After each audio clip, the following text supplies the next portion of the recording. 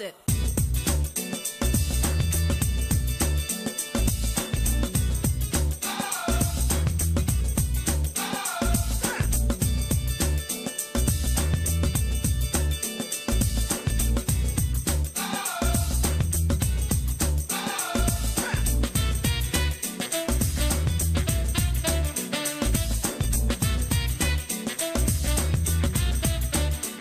Thank you so much for staying with us on the platform, and it's a Monday morning. I'm full of smiles this morning because of some of the events at the weekend, but if you really want to get serious, you can be sad all day with some other developments. Now, the photograph of the president in a dinner table with the governors gives cause for people to say, thank God that some of those very wild and unbelievable thoughts that were running the minds of Nigeria are probably not as they are not as bad as the pictures painted. If you have not seen it, if you pick up some of the papers, you see the photograph of the president, just one single photograph of the president with the governors and some leaders of the APC in London over a dinner table. The president there smiling, and it's one that reassures that he has no gadgets all over him permanently, that he cannot move, he cannot sit, he cannot do anything. That is quite reassuring. And when I also juxtapose that with Femi Adesina's postulations in his recent write-up a few days ago, that those who are talking negative will be very, very ashamed and surprised when the president returns.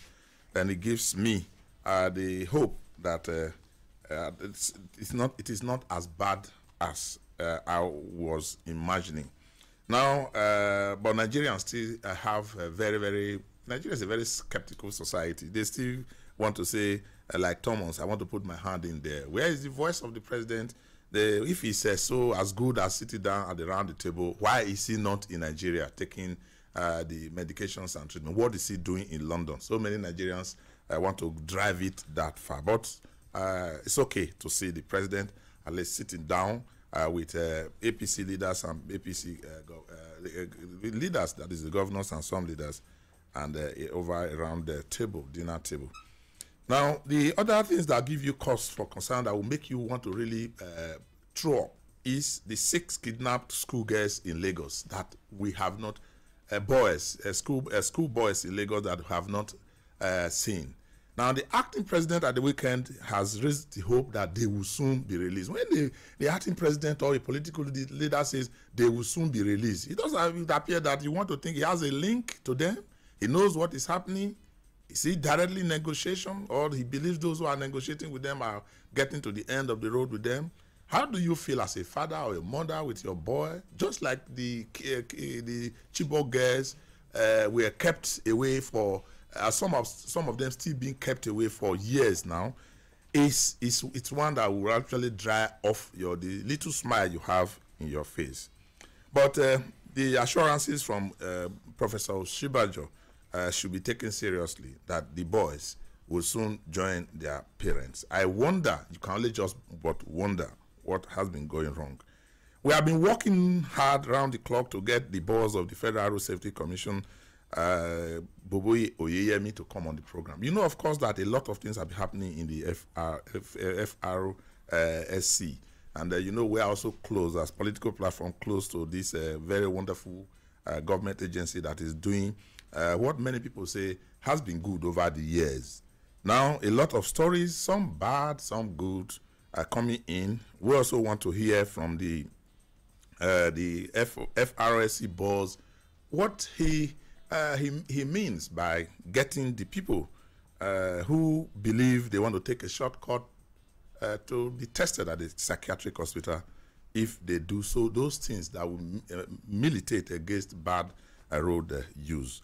We are hoping that we'll get him on tomorrow, and if the assurances we have is anything to go by, the boss of the FRSC will be on our program tomorrow. So if you have questions you want to ask, you can begin to send it to us through politicalplatform@yahoo.com. Let us see how we can reduce all the carnage and the avoidable accidents on the road, teaming up with the FRSC to be sure that all of us do the appropriate thing. And the NHIS, the former executive secretary, do I say former? Yes, because he's on suspension, although he says he will not heed. That is Usman Yusuf. Fresh information reaching us, and we promise you when we get them, we'll let you know. Reaching us indicate that indeed the acting president approved through the deputy chief of staff Adepaye that the minister should investigate the allegations against him. Now he's shouting on top of his voice. You heard his voice on our program last week where we brought in where the voice on of his accusing so many people around the NHIS of corruption. But corruption is what is on the card of the allegations against him. We'll be telling you more of this if I have all the time. My colleagues are all here. Adebayo Bodorin is right here with me. Adebayo, welcome to the program. Thank you, Hiria. Another local government election, this time in Lagos, and the normal trend, the ruling party wins all the seats. Clear all the seats. And I think this raises a very, very fundamental question, that we are paying too much attention to general elections in the country, particularly those being conducted by the Independent National Electoral Commission, and nobody cares about what is happening at the SEC level, at the level of the state. When we are conducting local government election. The civil society group that spend a lot of money monitoring the general elections across the country seem more concerned that at the grassroots, we don't have, there is not the semblance of what transparency in electoral matters, which we also supposed to have, is not taking deep root. Okay, Uju Eje is also right in here on the program. Uju? Ohiria, while I may agree a bit with Bayo Bodunri, let us also realize that some states like Lagos are traditional voters. They are voters who believe in one particular party by whatever name it is called and certain persons, just like you have in most sites of the Southwest. And they would vote that party any day. Like my neighbor in Lagos used to say, Aaron knew I will vote so long as meaning it is that party, whether it's a goat or a chicken. Anybody that wears the tag. So long as it's that party, they would vote. Okay, Mustafa Mohammed, welcome to the program. Mustafa, it's not different. Adebayo Bodorin's observation is not quite different from what we have seen others. But I think the fact that the PDP was in the dungeon this time during all these preparations must have led to. You remember that we have members of the House of Representatives elected on the platform of the PDP from Lagos State. Those who are not even from traditionally Lagos, I mean, our Southeast brothers who reside in Lagos, who have a large number of who voted their brothers to come and represent them. I'm telling you, if these same people have contested the local government election, they cannot win. Because it's a systemic problem. Myself and Bodrin have covered the local government election in Gusau, Sokoto, Lafia. The trend is the same. Yes, except in Nasarawa State, the governor is very generous. He allowed them to have four local. I'm talking about Al-Makula. But beyond that, that's very generous.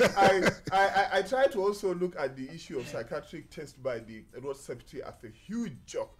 So long as they will not conduct psychiatric tests on governors, the policemen and road safety in their convoys, ministers in wives of governors and their girlfriends who come in sarin, ministers, their wives and girlfriends who come with sarin, beat the traffic, push motorists aside, even try to brush past. Well, we have said so before. When he comes tomorrow, we'll begin to find out what powers they have. Remember the incident in Abia State where the wife of the speaker of the state was alleged to be driving without a seat belt.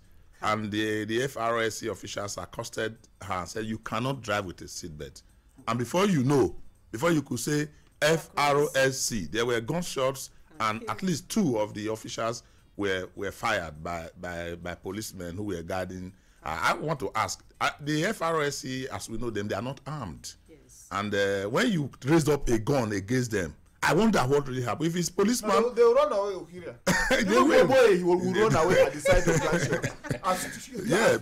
If it is, if you run away, if you hear the soldiers going against the policeman, you can understand that they both have guns and they are shooting themselves. But if a policeman firing the shots against road safety that is not armed, Ijoma Osama, welcome to the program. Thank you, Okiria. I think the Lagos State election is a trend that has been going on in Nigeria, and we need to stop it. I do not believe that because Lagos is a tradition, they are traditional voters, you do not have people you support from other parties. If PDP was sick, other parties are still living. So I think if you have people you want to vote for, they should be allowed to vote. I watched the report in so many television stations, and I saw people complain. There were those who said they didn't even get materials. There were a local government where people called for a rescheduling of that exercise. I think, Dr. Amechi, we should go to a point maybe someday when the people will elect those who are heading the electoral.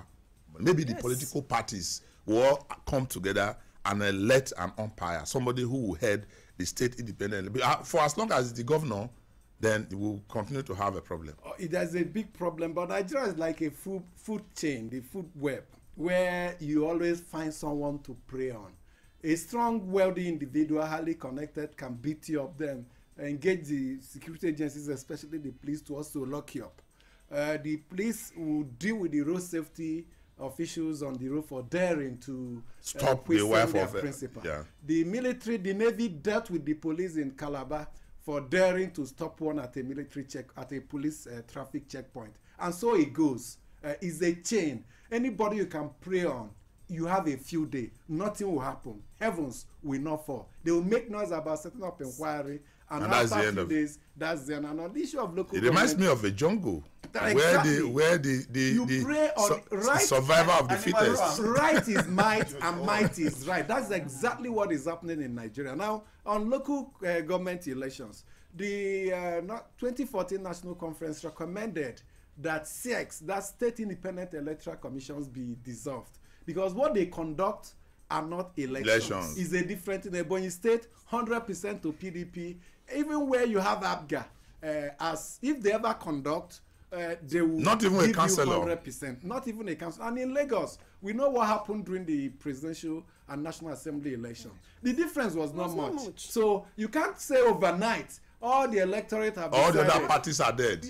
We first saw it in Brass local government in 2003, where even those that died voted that day for PDP. So it's a huge problem that we must tackle. Should we do away with sex? It's against the spirit of federalism, where we are talking about devolution of powers. The state governments will support state police, while they will do everything possible to stop any attempt to move away SEC, stopping them from conducting election and asking the Central Electoral Body to conduct the election. That's the issue well, of there's a different debate altogether, because even the national body is overwhelmed by its own challenges. Well, thank you so much. We want to quickly acknowledge that a lot of people are subscribed now and are watching our videos on YouTube channel, AIT Political Platform. We want to encourage you to subscribe. You get it just the way it is, and you're able to see us and watch our analysis on the. And then for those in Abuja, you can continue to watch on AIT Monday through to Thursday, 6 p.m. Some persons have asked us, why are we not there on Friday? I said, well, the management, we need to look out for time because of the time constraint on air. And our regulars through Raypower FM, the app we told you can get from the Google Play Store, and you download. We want to thank you for always those who have taken the pain to download, and then they are able to listen to us anywhere in the world to political platform, not just political platform, but all the programs on Raypower. Now let's go to our make box, political platform at yahoo.com, and let's see who is talking to us this morning. We have quite some harvests we have made on from that mailbox. Welcome to the mail segment on your number one program. I am Etenikan Akipu. I'm Usaiti Yari. Welcome. Right, we're getting started with this mail from Zax Emifa in Karusite, Abuja. He writes on the APC governor's visit to London. He goes on to say, it's gratifying to see our president sitting and dining with APC governors, but the seemingly observable absence of any PDP governor in their midst showed clearly the intolerance of the APC government. One would have expected that a vocal opposition figure should at least be amongst them to clear any doubt in Thomas, but our president is recuperating fast and well, as claimed by acting president Yemi Oshibajo. Away from that, Yusuf in Kogi State says, I am writing in response to Ohiria's contributions on the happenings in Kogi State when he described Ibiras in Kogi as a minority. Please, I want you to note that there are 3 majority tribes in Kogi State, and each tribe occupies 1 senatorial district. None of these tribes have up to 2/3 of the total population of Kogi State. This implies none of these tribes can decide Kogi election alone without the support of other senatorial districts. According to the 1991 census, it puts Igalas as 42% of the state, while Iberas are put at 39%, which can be described mathematically as a ratio of 1:1. Please take note, Iberas are not a minority tribe in Kogi State. May God help us. And Nwachukwu Modestus in Lagos State writes on independence candidacy and Nigerian politics. He goes on to say, a lot of people have been clamoring for independence candidacy in Nigeria politics, but I have a contrary opinion on that. I participated fully at the last weekend election in Lagos and observed that the idea of independence candidacy would not produce a successful winner in Nigeria unless a massive reorientation is carried out to enlighten the masses not to be deceived by material things during election. There was a popular candidate who was denied ticket by a ruling party. He decided to contest under a smaller party, but a last-minute sharing of items and stomach infrastructure bought the electorate over. May God help us. Away from that, Chidike Ejiofor in Kuje, Abuja says, please, did anybody hear the FCT minister say they would dialogue with the herdsmen that frolic on Abuja streets? That many of them were already here even before the nation's capital relocated from Lagos. And on recent flooding in the country, Tekena Dagogo from Rivers State goes on to say the Nigerian print and social media platforms were filled with pictures of flooded houses, roads and communities in several states, with reports on loss of lives and property, as well as apologies and promises from government officials. These recent floods are not caused solely by heavy rains, but by human activities. While state governments have failed to deseal canals and creeks, we have built on canals and water channels, dumped refuse, pure water sachets, and plastic bottles and drainages. As we wait for government to clear the canals and water channels, I call on all Nigerians to do the needful by keeping our drainages clean. God bless Nigeria. Sonny in Bayelsa State titles his mail El-Rufai Restructuring Committee, APC Propaganda. The mail reads, Dear Political Platform crew, let me start by congratulating Dark Communication Limited, owners of Raypower and AIT, for the new YouTube channel, which makes it easy for listeners to watch past episodes of my favorite radio program, Political Platform, and to also see the faces of the presenters. I must confess, I didn't know that Mustafa is that handsome. Please, I want everyone to disregard the APC Restructuring Committee chaired by the Kaduna State Governor. Nothing good will come out of it, as we have already known their positions on the matter. In 2019, Nigerians shall vote any party that is ready for restructuring. We all know that the acting president and most of the politicians in APC were for restructuring before, but because the president is not well disposed to the idea, they have all abandoned it. But time will tell. God bless Nigeria. And this is it on the mail segment for today. Keep your mails coming. Send them to politicalplatform@yahoo.com. Bust it. They present the popular radio program Political Platform on the Raypower FM network. Raypower FM Political Platform, now on television. Keep track of the country's polity and be part of the process as they discuss and put political developments in the country into perspective. It's Raypower Political Platform on AIT Abuja. Thank you so much for your mails. Mustafa is such a handsome guy. Anyway, thank you. Now you know that Mustafa is handsome. Well, just to quickly give you information before we come to the analysis, that Usman Yusuf, the man who has been asked to quickly vacate or on suspension the seat as executive secretary of the National Health Insurance Scheme, is being probed now that the authority of the vice president and acting president, who wrote to the minister through his the deputy chief of staff Adepaye, that the allegations in petitions against the NHIS boss be investigated and appropriate actions be taken Of course, the Yusuf Usman is accused of so many things, including purchase of vehicles and property. Property worth over 120 million in Wuse area. He said he didn't follow the due process.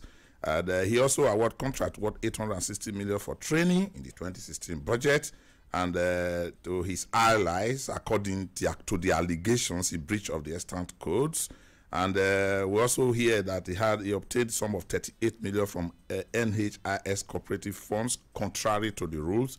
In addition to the vehicles that run into hundreds of millions of naira that those who petitioned the government say it's not good for somebody who is holding such a position. But we played you excerpts from him the last time where he says there's corruption everywhere and that there was complicity in the HMOs and that those who are fighting him are those who are also looking at the ways he's trying to curb all the excesses. But we have also sent messages to him that we want to hear him. Mustafa Mohammed has been on it. As soon as he agrees to talk to us, we'll also bring him. Let us hear what he has got to say. Ohiri, I believe what he says, that there is corruption everywhere, mind-boggling corruption. And it's not just with the NHIS.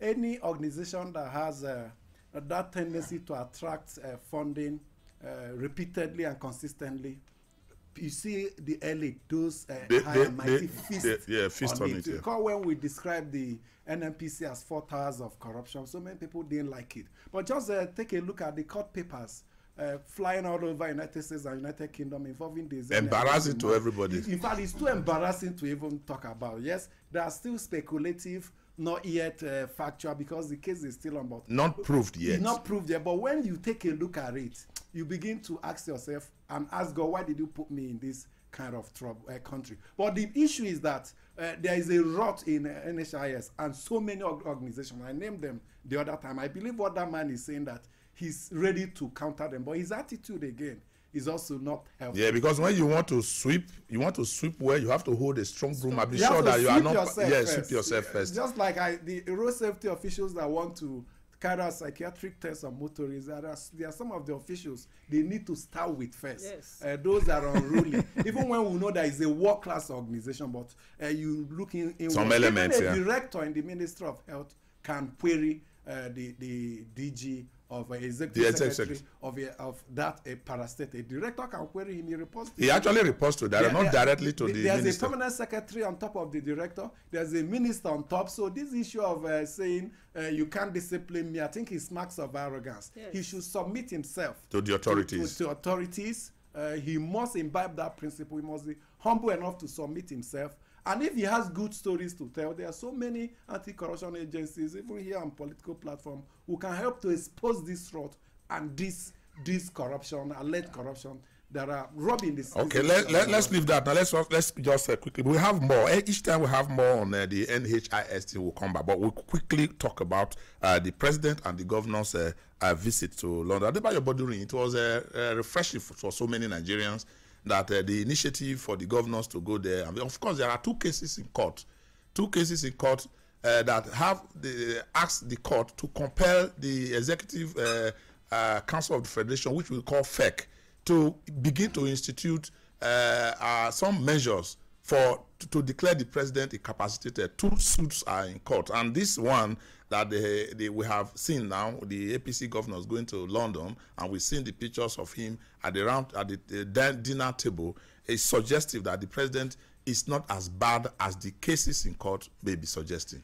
Yeah, although it is coming late, but it's a welcome development. They will have done it much earlier than this, and it will have doused a lot of tension in the country and the misinformation and being peddled in some quarters. You know, it just look around as if when we talk, we clamor for change. That change is not reflected in the way and manner we handle matters in the country. We have witnessed this trend before, and the only exception we have had was perhaps that of, interestingly, from a military dictator, General Ibrahim Babangida, when he was where he went for a diplomatic treatment. There were statements were being issued. They have just carried out an operation. He's recuperating. They are doing this, and it doesn't cost us anything. It will only help to maintain less tension in the country. And these are things that I think we should do. It's better to say welcome development. They have gone there. We have seen the president. We saw the pictures. But this should not be at a later date. Uju, somebody said they should have taken at least one opposition governor along. Ayo Fayose has already said he's ready to go. That's his own doubts. But even if not Fayose, maybe one other PDP governor, it would have been nice, to have had him. Even an NGO in that entourage, it would have been nice to have him, because again, that would make it more authentic, But why are we people would readily believe if it comes from both sides. Why are we such a skeptical society, Mustafa Mohammed? Even when the truth of the matter is, Nigerians in the past, even since independence, except the First Republic, perhaps Nigerians have entered one chance buses. You know what I mean? Yes, I know. And many Nigerians know that's not what you mean. Yes, the trust that links the leadership with the led is completely broken. Now, if a leader tells you that it's 12 noon, you have to look at your time again. You have to look at your window. You have to open the window first, whether the sun is still shining. And as a result of the London visit, Ayo Fayose, the governor, his pictures hit the internet, the Facebook, like no other day. People were putting the two pictures together. The governors with Buhari, that of Ayo Fayose. Others are even circulating rumors that immediately the governor saw the picture, he fell down and painted. But that is not the real thing. There were things I've said on this program that the public relations managers of the president have failed. All right. They have failed because these pictures and interactions would have come long ago. All right. No, for me, I still think Fayose will have something to tell Nigerians after the picture, because he's always running to the media trying to say the president is sick. We cannot have a president that is. I think the description of the president, the description of Ayo Fayose of the president, when you put the description, I mean, was he on this program? The way he described the man is deflated, is incapacitated. Is not capable, and you want to look at these pictures now. I wouldn't want to think that a man on even if you have to put all the steroid in him to just put him on the chair for the moment, it doesn't look like somebody. But we have a problem with his handlers. That's where the challenge comes from. Because if Fayose, people like Fayose, there are Nigerians who do not believe that this is the president till today. Even when you show them the pictures. Well, I think it's the pressure from Fayose and the two court cases that forced the handlers to give us this picture. And they have a role in a democracy. These people that sometimes you dub troublemakers, they have a right to say and to know. And I think we deserve more. The handlers of the president have been reactive instead of being active. It's when you put pressure that there's one audio message comes out or one picture comes out. Look at what is happening to Senator McCain in the United States. Yeah. Everybody knows what his problem is, cancer of the brain. The whole nation will now, if your full medical records are disclosed, anybody that speaks ill against you will be under immense pressure. But the moment you continue to hide it, especially then you give when room you're to maintained speculations. at taxpayers' expense. All right, then let's wrap it up here. In another 24 hours, we'll be back. And when we come back, we'll expect your mails, your own contribution, what you see about the top issues on the burner. And you can reach us through political platform at yahoo.com. Okay, Agbonsoremi here. Have a wonderful week ahead. Bust it.